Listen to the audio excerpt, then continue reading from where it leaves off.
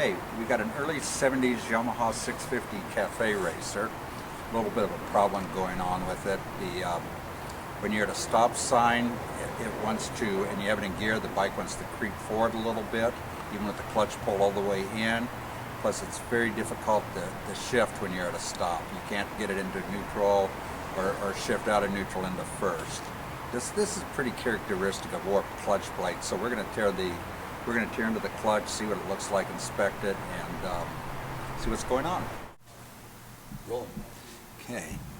I hope this guy needs an oil change because he's going to get one anyway. We want to start by getting the oil drained out of here. Otherwise, if you take the clutch cover off without doing it, you're just going to have oil just all over the place, making a mess. So we're going to start by draining the oil.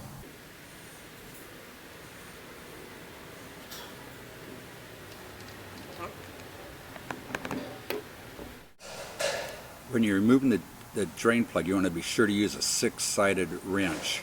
So this is a 27 millimeter. If you use a 12-sided, it's real easy to round off these heads on the filler bolt. Okay, let's get this cover taken off.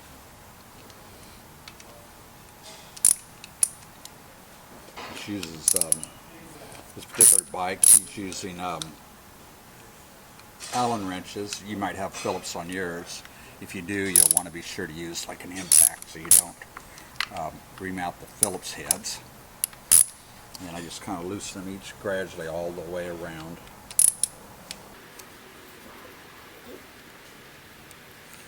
Okay, let's take the cover off. Make sure all the screws are out so you don't damage the cover. It's always good to do like a final inspection. And we're just going to start gently tapping it all the way around with a soft mallet. And yeah, here it comes. I'm going to help it a little bit. Now, sometimes people will put a real sticky gasket sealer on here and they just won't come apart. And you're not supposed to do it. It says in the manual not to, but I've had to do it on occasion. Sometimes you'll have to use like a sharp object in the cases to pry them apart. If you do it, obviously you want to do it on the top where you're not going to get oil leaks. And I have a screwdriver that I've kind of sharpened and rounded off the edges to where it causes minimal damage. But this is kind of something of last resort. But I'll also use one to help pry it off a little bit. But I'll be very careful about damaging the aluminum. I'm just going to take this off. First thing I'm going to do is take a look inside the case, make sure there's no little tidbits floating around, broken parts, big chunks of metal. So this one looks pretty clean, so we're going to go ahead and take off the clutch now. Okay, let's go ahead and start by taking out the pressure springs. I'm just going to go and just loosen the pressure a little bit on each one, get them broken loose. They stick, you might have to use an impact. I didn't have to do it in this case. In most cases you won't. Then I'll just kind of gradually just start loosening them until I get the pressure off, working a little bit of a crosswise pattern.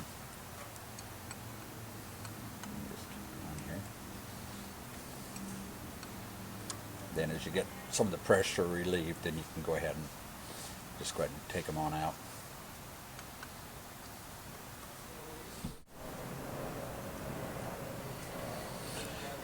Okay. Let's grab the pressure plate here. We can actually take the whole clutch pack out. The first thing I'm going to do, let's take a look at the pressure plate. Sometimes they'll wear right in here. So this one looks good, so we're fine there. Now we're going to separate the clutch plates. Look at this. This one's really sticking. And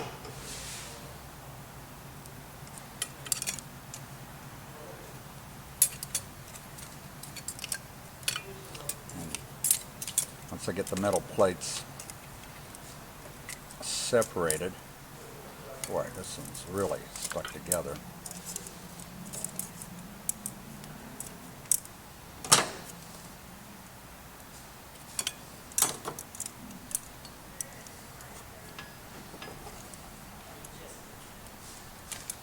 Okay. Now I'm going to go over and give these a good cleaning. Okay, we're going to check the metal driven plates for warpage. We don't really want to see much more than 8,000. What I'll do is I'll use a machine flat plate or a piece of glass. Here I got a piece of polished stone that I've checked for trueness. And I'll take a plate and I'll put a couple on top of it to give it some weight, and I'll just try to stick the feeder gauge underneath it. And I'll rotate it around. I'll flip and check another plate. Okay. This one's kind of a tight fit. That's probably about, you may want to replace that one. Another one here. This one goes in pretty easy, so we got at least 2 plates so far that we're going to be replacing. Okay, we're going to check all the springs for free length. You want to check the specs in the manual for year, but typically on 650s they're about 34.5 millimeter. These should be fine. We weren't getting any clutch slipping.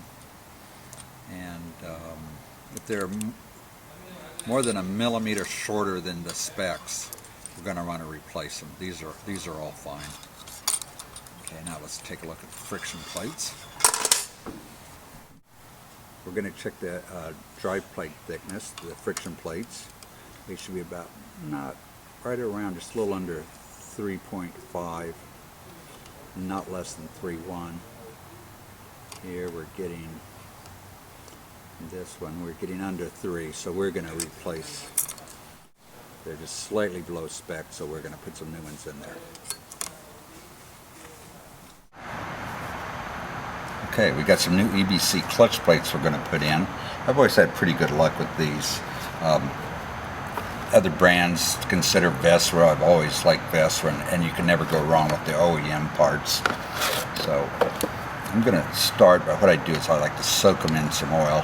Here I'm going to use some 1040, but I use whatever kind of oil is going in the bike.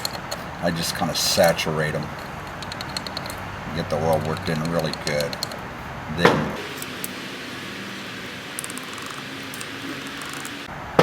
see how I'm doing it here, and then I'm going to let them sit 20 minutes to an hour. You can let them sit overnight if you feel like it. It doesn't hurt anything, but the main thing is just to get them all evenly coated with oil.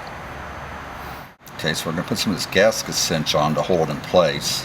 So we just put it on the gasket. You want to be careful to do it only on the side that you want to adhere to the case, and then I put a little bit on the case, and now we let it sit for about 5 to 10 minutes. It doesn't hurt if it sits longer than that. Okay, the gasket cinch looks like it's set up okay, so we're going to go ahead and stick this on there.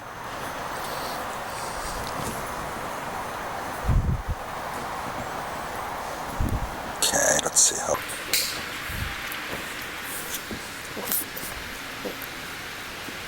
There we go. Now this is going to hold it in place a lot nicer while we work with it. Make sure all your screw holes are open and they're not blocking it. Okay, we're going to put the clutch back in, but before we do, I want you to kind of take a look here. You notice we have one metal plate still in here. This was usually a thicker plate, and it'll have a different name for it, like Plate A is what Honda calls them. I don't know what the name Yamaha uses. I'll see if I could find out for you. But you notice it's held in with a wire here, so you got to be a little bit careful taking it out. Usually I do not take these plates out unless I have to. When you do, the wire is usually running and it's really hard to get back in. To be honest with you, I've put quite a few clutches back together where I didn't use the wire, and it never seems to make a difference.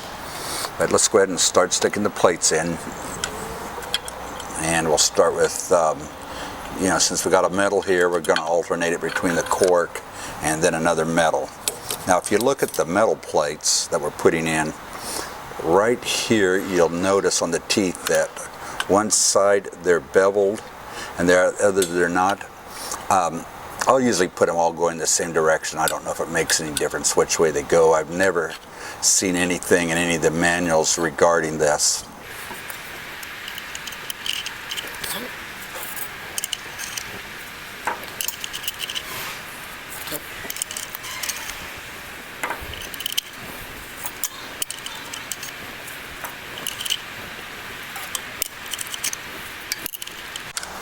Okay, now the clutch plates are all in. We're going to be putting the pressure plate on next. Make sure you have your center push piece installed, that it's not, laying on your bench somewhere and you forgot about it. Notice these are grooved here, so you have to kind of get them to where they line up. These have to fit into here, and at the same time your holes have to line up for the springs.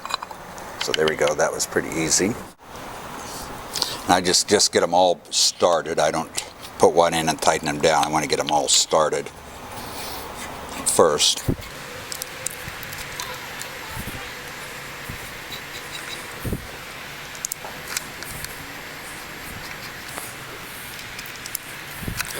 Okay, just gradually keep tightening these down until I feel them bottom, and then I'll stop once they hit bottom. And then once they just give them a little bit of a tighten, not much. If you really make an effort and tighten these up too much, you can easily break off one of these little bosses inside, and then you're going to have to end up replacing the whole inner clutch hub. Okay, I think we got it here. Before we put the clutch cover back on, we want to test the operation of the clutch. That way we don't waste a gasket if we have to go back in there. So we're going to do the adjustment first. Anytime you put a new clutch in, you're going to have to readjust. So we start by getting as much slack up here in the clutch cable as possible. So I got to turn it all the way in here. Yeah, plenty of slack. Okay. Now we go over to the clutch push rod adjustment on the engine. It's right behind this little cover here, so we'll pop this cover off. Then we're going to have to loosen this lock nut.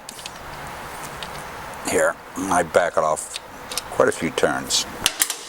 Now this is your adjustment nut right here, so you use like a little screw slot. And I will just back off a little bit. Now I'll screw it in till it starts to meet resistance. And then I'll back it off just a little bit, maybe about a 1/16 of a turn.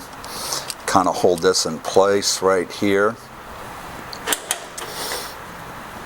while I tighten that up. Get a little cinching right there. Okay, now I'll go back up to the clutch adjustment lever on the handlebars. And I'll start turning it out until I got almost all the free plates taken up. I want to see this about the width of like $0.50 right in here, or a quarter. So what's that, about a little more than 1/8 of an inch. But it's important that you keep that. Now I'll go ahead and tighten up the locking nut. Now I only do this finger tight. I've seen guys put them on pliers, but this is supposed to be a rider adjustment. That means you should be able to adjust this while you're riding. So, or while you're at a stop or something, in case the cable stretches. Okay, we're going to test the clutch on the bench before we put it back together. So let's get it in the gear. Okay, and now once it's in gear, that rear wheel shouldn't be able to turn. So that means the clutch is holding. Now I'm going to go ahead and pull the clutch in, and once I do that, I should be able to turn it.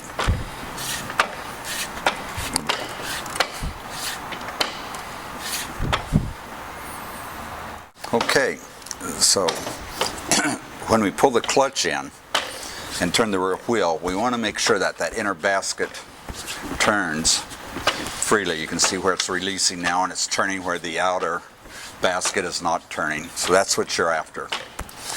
Here, let's try it again. Yeah, it's working good. Everything's looking good, so we're going to put the cover back on it.